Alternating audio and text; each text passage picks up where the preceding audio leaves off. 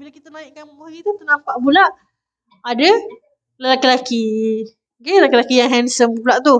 Jadi that's why bila dia melihat kita melihat dia, akan ada satu getaran yang mana syaitan dah memanahkan anak panahnya pada hati kita.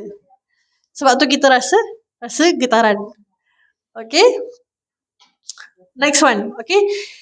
Rasulullah bersabda, an-nazratun sahmun min sihami iblis masmumatun faman tarakaha min khawfillah athabahu jalla wa azza wa imanan yajidu halawatahu fi qalbih. Yang bermaksud, memandang wanita adalah anak panah beracun dari berbagai macam panah iblis. Okay.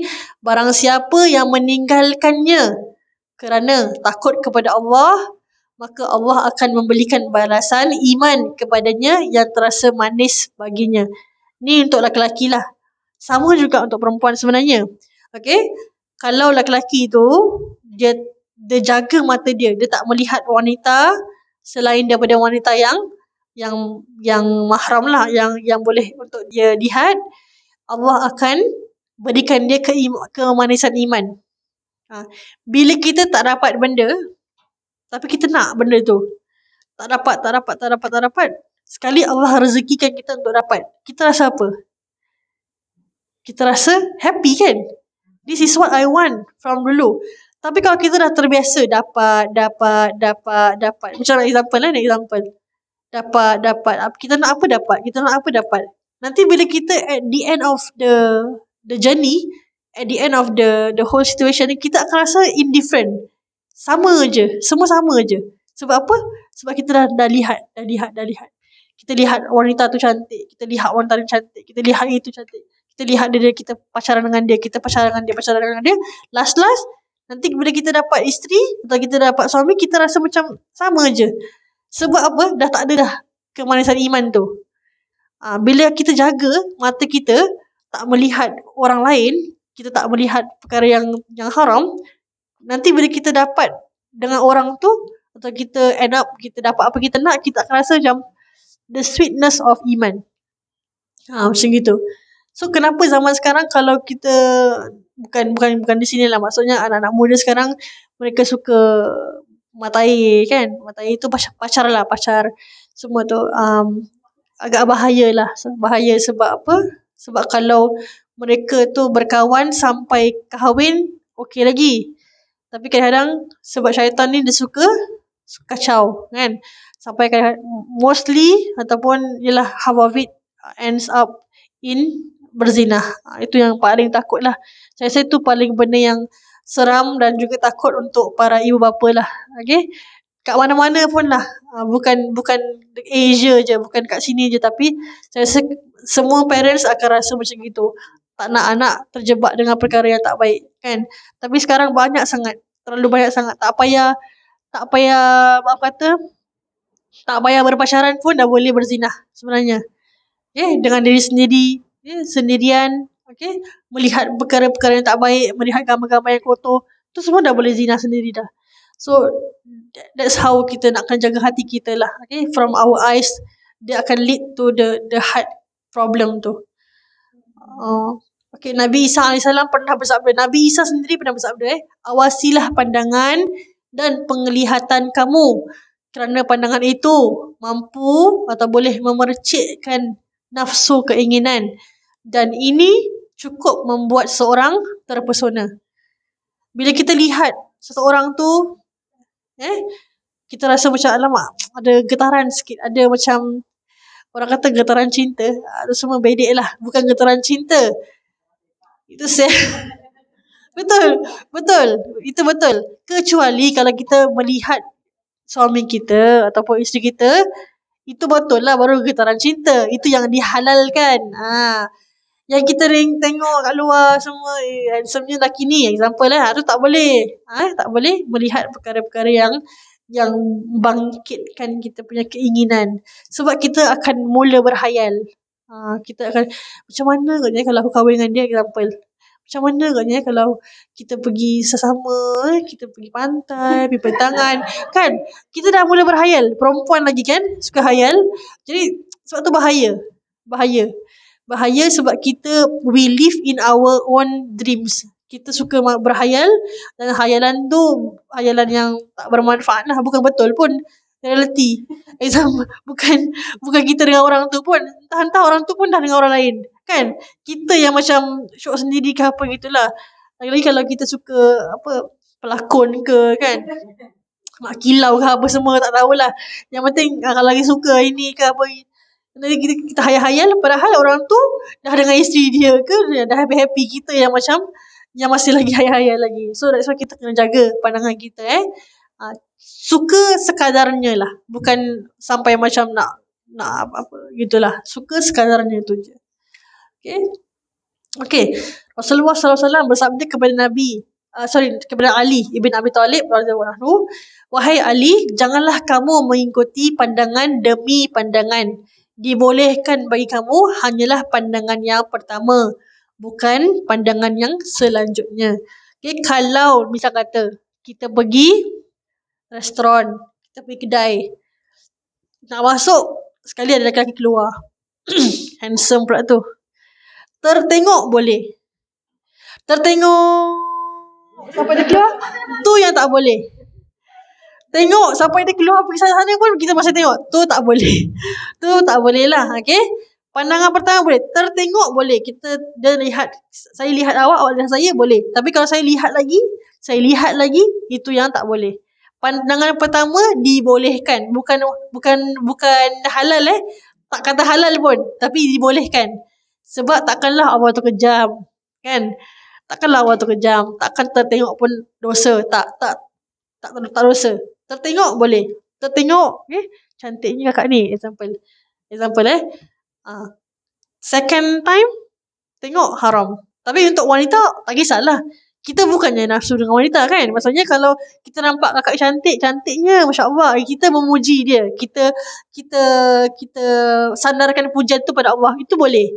Kalau kita lebih-lebih kan, cantik ni, kita jealous pula. Tak suka ni cantik sangat.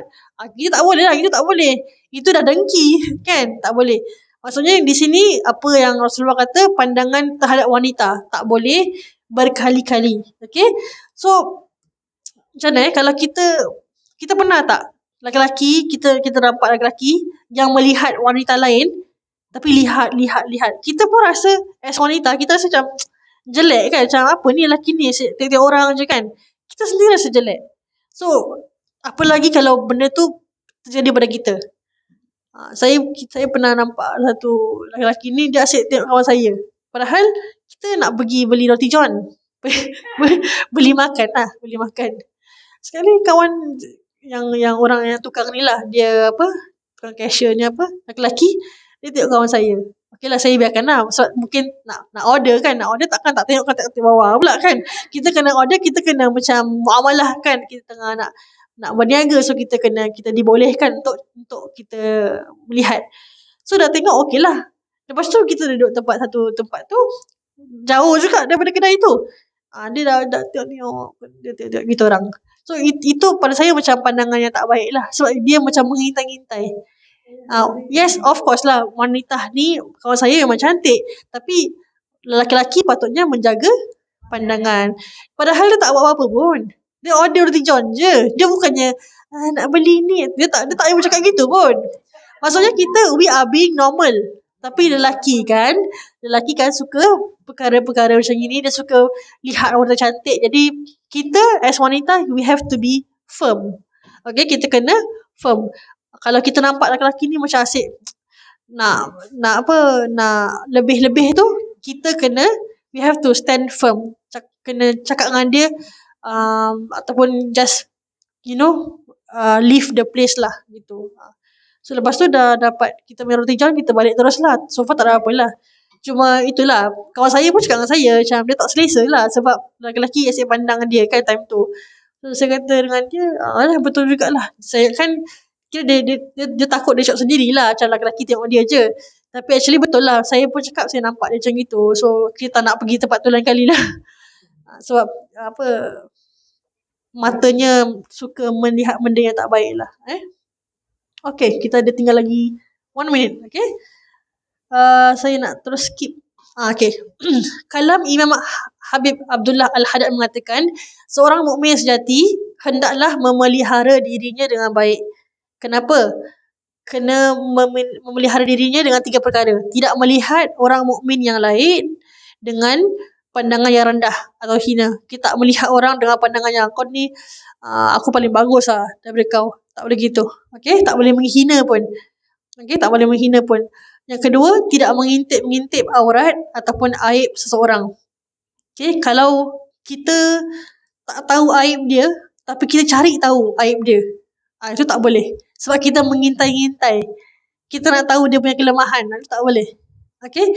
Kalau aib dia dah memang tersebar daripada orang lain lah. Orang lain bilang kita aib dia, kita punya hak kita untuk tutup. Cut.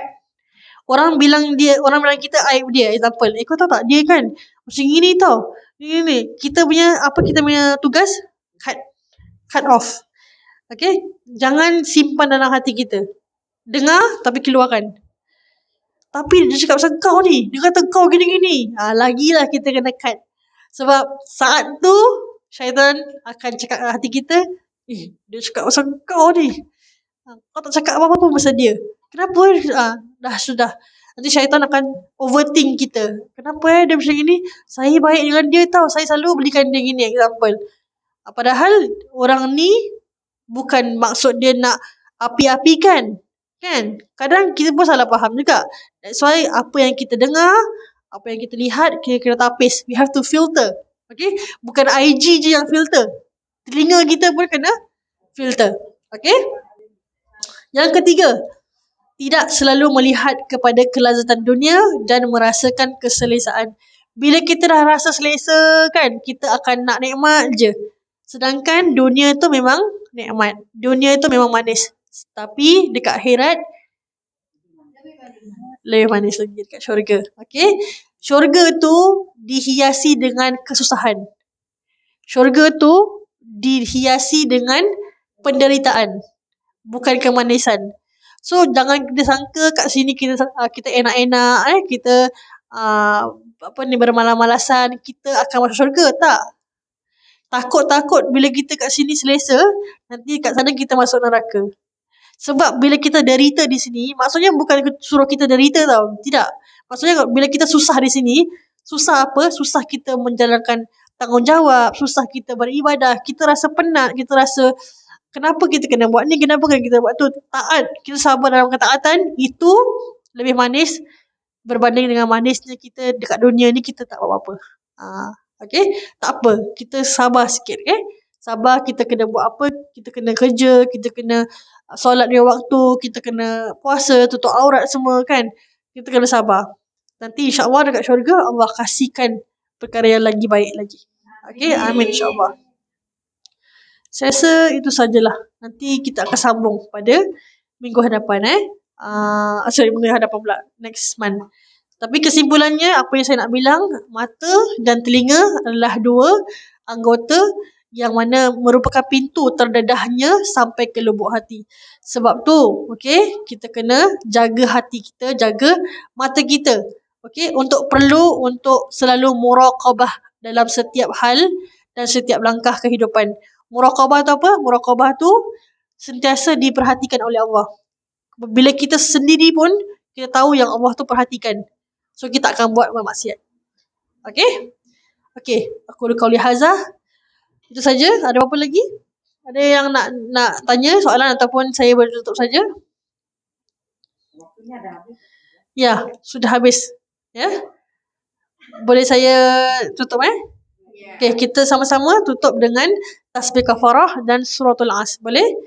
Subhanakallahumma wa bihamdika asyhadu an la ilaha illa anta astaghfiruka wa atubu ilaih. Bismillahirrahmanirrahim. Wal 'asr innal insana lafi khusr illa allazina amanu wa 'amilus solihati wa tawasaw bil haqqi wa tawasaw bis sabr. Ya, Assalamualaikum warahmatullahi wabarakatuh. Terima kasih ya semua. Bukan 2 hari cuti, 1 hari cuti.